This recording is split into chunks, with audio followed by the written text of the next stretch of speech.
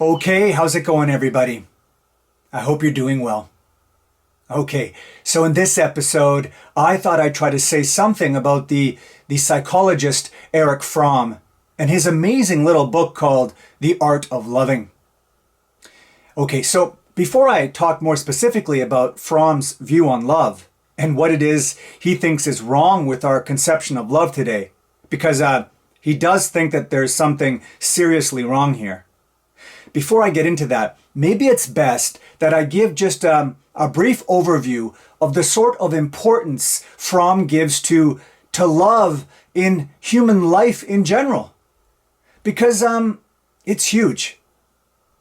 Okay, so you see, for him, the fact of the matter is that we all set off in life lonely and separate. And this is just a consequence of human awareness. That's to say, we all recognize that we're finite beings and that alone we're pretty much helpless against the larger world out there. Now, for Fromm, this experience of separateness and aloneness and vulnerability arouses great fear and anxiety in us. In fact, for him, it's the source of all of our anxiety. Okay, so now, what do we do about this? How do we overcome the anxiety that this separate and disunited existence of ours produces in us?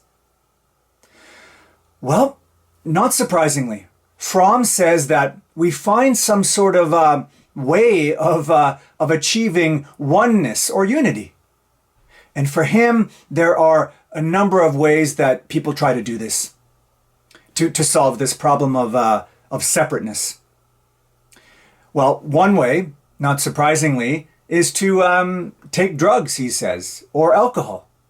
And so to help to blur the reality of separateness. Another way, a powerful way in fact, is to go on to conform to a group. You know, where the differences and the space between people is blurred. And so where you feel saved from the frightening experience of aloneness. And by the way, this particular solution to the problem of separateness seems to be more prevalent today than it has been for some time. And it's usually not a good thing, to say the least. I mean, think about it.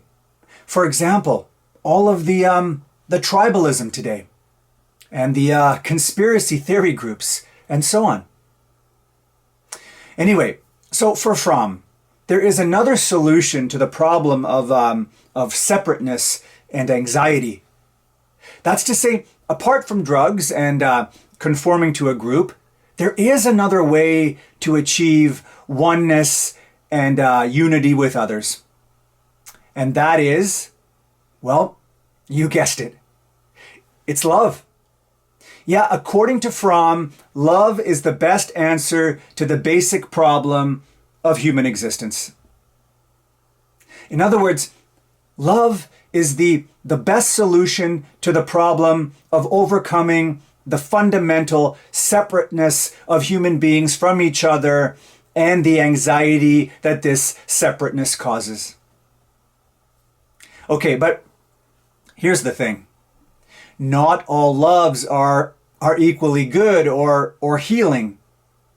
There are forms of love that are actually pathological and don't provide, let's say, reliable solutions to the problem of separation. Now, I don't want to go into detail here about the various forms of love that Fromm runs through. That would take too much time. So what I want to do instead is just to try to really simplify things and focus in on what I see as one of his most important distinctions that he makes when it comes to what we could call healthy versus unhealthy love. The distinction is this. It's love as active on the one hand and love as passive on the other. Okay, so where do I start with this? Well, okay, so here's a good place. So Fromm doesn't like this idea that love is something that happens to us without us being able to control or resist the experience. In other words, what he does is he objects to this idea of love as, as a falling in love. The being struck by Cupid's arrow thing. Something actually that I discussed quite a bit in one of the earlier episodes on the amazing Greek love poet Sappho. Anyway, no, for Fromm, love is absolutely no passive experience or affect or some merely pleasant sensation. It's not fundamentally something that just happens to you. Rather, what love is an activity. It's a verb, not a noun. Fundamentally, what it is an art. Hence the title of the book. And so, like any other art, it's not something that just happens, but it's something that we have to try to learn to do. To love, in other words, takes practice and effort and work. The same work that any other pursuit of human excellence demands. So, to think of love as passive, that is, as being loved, is really misguided. Rather, it's about loving. It's about actively harnessing our full capacity for loving. Okay, but let me try to say a bit more about this because it's really important. You see, what Fromm takes to be unhealthy about our conception of love today is that when we say that we want to love, what we often mean is not that we want to love, but rather that we want to be loved, which is evidenced by our need to be popular or beautiful or just to be seen. In other words, what we really want is some form of affirmation. We want to be provided with the sense that we're somehow full of worth or right in our being or some such thing. Actually, Jean-Paul Sartre said something similar. He said that what makes love so enticing is that it gives us the feeling of justifying our existence. It seems to give our being solidity. But anyway, so as I was saying, for Fromm, there's something unhealthy about this idea of seeing love as being loved rather than wanting to love. Trying to be a lovable object. Well, that's often a kind of, let's face it, a kind of narcissism. And ultimately it's need-based and so a sign of insecurity and desperation. Anyway, why should we assume that it's our right to be loved in the first place? I mean, if we expect to be loved, then we have to love first, right? It's a two-way street. This just takes us back to what I was saying earlier. Love just isn't something that we have. It's not a thing. No, all that exists is the act or the process of loving. To have love implies not only that we literally have something, some property or object in our possession, but it also implies something static and finished. As if now that we have it, it's over and there's nothing more we have to do. And it's this kind of view of love as having something, that's really, really destructive. I mean, what often happens in relationships is that early on people give to each other, but at some point they stop once they think that they have each other.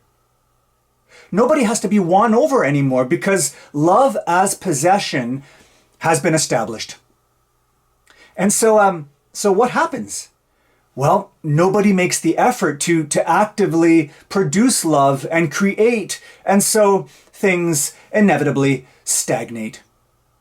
And what happens next? Well, each looks elsewhere for a new partner, someone who will satisfy that yearning that they have for that initial feeling of the experience of love. But of course, they fall into the same trap again, and things soon become boring. Now, Fromm would say that the mistake here is an obvious one. This is love as submission or possession, and so one that is destined to wither on the vine. On the other hand, a healthy love doesn't just want to have love, but it wants to give it and create it. In other words, for genuine lovers, their love is an expression of their bountiful agency. It's a continuous bringing to life of things.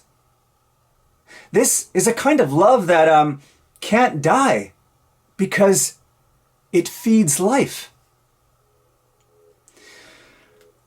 You know, we live in a time of constant, ever new stimulation, and in a time where endless love relationships are there at our disposal.